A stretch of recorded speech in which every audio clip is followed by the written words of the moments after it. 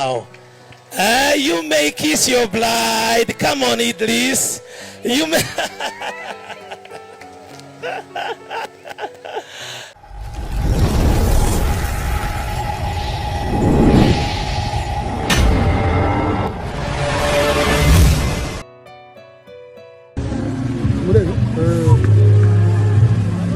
Nkuko mubibona rero aho ngaho naho Vestine ndetse na Idrissa Ouedraogo basezeraniye n'ubundi ni ahabereye ubukwe hariya mu Ntare Conference Arena.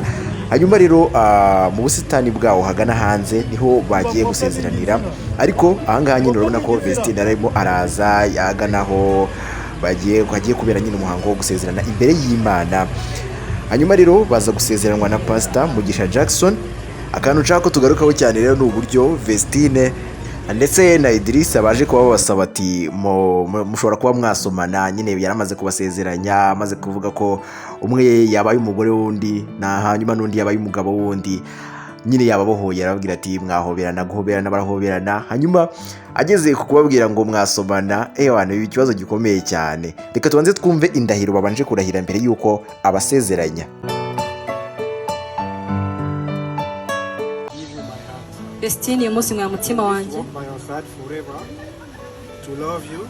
nyemeje gukunda kugushigikira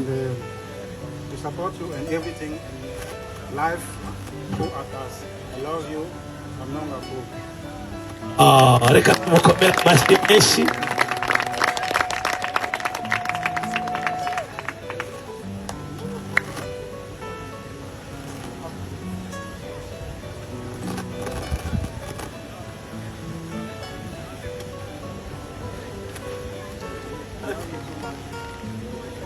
Wow.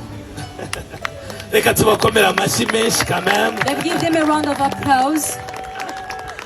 Okay. Nyuma y'aho ngaho rero aho Idrissa Ouedraogo yaramaze gusezeranya nyine Vestine ibyo mwumvise, kuzamuba hafi nyine amusezeranya nyine ko azamukunda mpaka, azamukunda karamata. Bahise baha umwanya Vestine nawe ngo agire icyo abivugaho, nyine nawe arahire cyangwa se nawe amusezeranye ko azamukunda mpaka. Nuko Vestine nawe rwose abyemera atazuyaje. Ngiye kumva noneho Vestine. I'd like to listen to Vestine. My love, I'm your wife, and I'm so happy you are my gift from God. I will love you forever with all my heart. Thank you for loving me. I say yes to you today and always. Wow. Reka mubwira kandi amwambika impeta. Kibazo ibi bintu twabikomeye amashyi, murabona atari byiza? Can you give a round of applause to this beautiful thing? Reka twongere tubikomere amashyi, ababyeyi bavuza impundu. Let me hear the shout of joy from the Yes. parents. Sasa rero nyuma y'aho ngaho, nyuma y'ibyo ngibyo byose nyine nibwo uyu Pastor Mugisha Jackson yemeye noneho kubasezeranya, nawe arabasezeranya kuko hari ibyo bamaze kwemeranya ko bagomba kuzakundana akaramata, nyine bakazagumana, akazakomeza kumukunda. Nyuma yaho rero nyine yabasezeranyije, arabyemeza neza imbere y'Imana, bitewe n'ububasha nyine ahabwa n'ijambo ry'Imana. Arangije rero ababwira ko ababohoye bashobora no kuba basomana, guhoberana barahoberana, ariko gusomana biranga, biba ikibazo gikomeye cyane.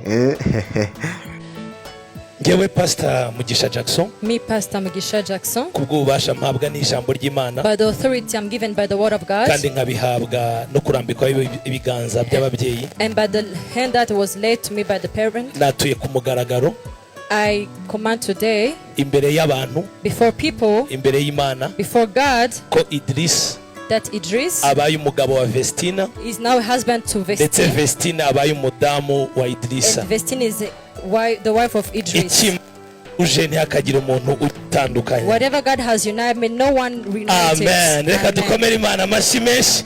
Reka umuha uhobere please. Hug her please, and you may kiss your bride now. You may kiss your bride. Come on, Idris.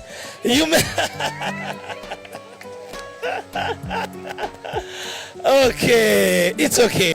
Ngayo nguko rero nuko nguko Vestine ndetse n'umugabo we baje kuba batinya gusomana. Ni kigaragaza ko batabimenyereye cyane, ni n'abakristo ntabwo ibyo bintu babimenyereye rwose. reka ngushimire wowe ufashe umwanya wawe ukabana nanjye kugera kuri uyu munota, ni iby'agaciro gakomeye cyane. Reka duhurire mu bindi biganiro bigiye bitandukanye kuri Admount New nk'ibisanzwe. Ndabakunda cyane.